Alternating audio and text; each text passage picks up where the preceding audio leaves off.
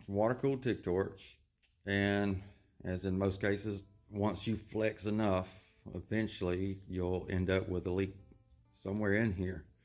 Now, of course, these torches aren't cheap, and I don't like the fact that this broke while I was using it and costed the company some money because they had to replace it.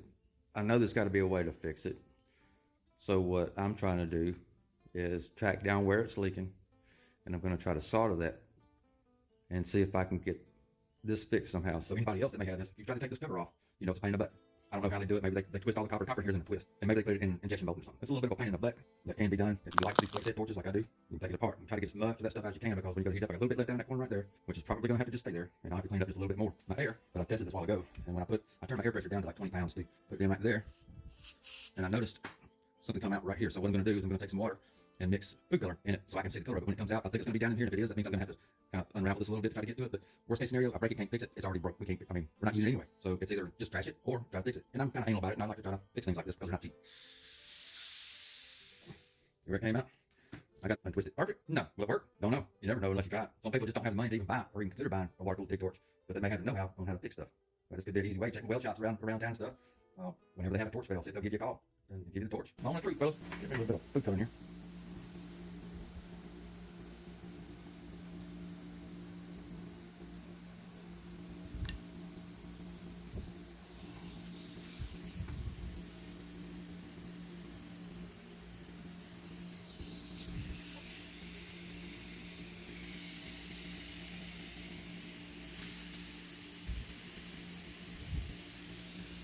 Sorry, I'm trying to work around the camera.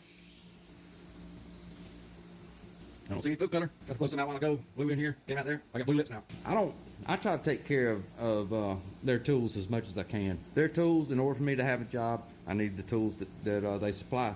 I flex these tools. Anybody that uses them, you flex them to get in certain spots. I just don't flex the piss out of them, but I do flex them. And for that one to crack the way it did, it's little, I just wonder if that crack had really kind of been there, and all that injection molding is what's been keeping it kind of hidden for a while, because this torch is not that old. I just, I'm not convinced that that wasn't already damaged or weak at that point. Anyway, I'll try to test it out tomorrow if I get a chance, and then give you an update to see if it works. It's, I know it's probably not going to hold it that long, but I'm going to have to make something to where this from here up can't be moved, and then limit something. I don't know. It's a good torch. It's got a replacement head. You can change the heads out on it. It's a good torch. Plus, I wanted to see if I could fix it anyway. Y'all have a good one.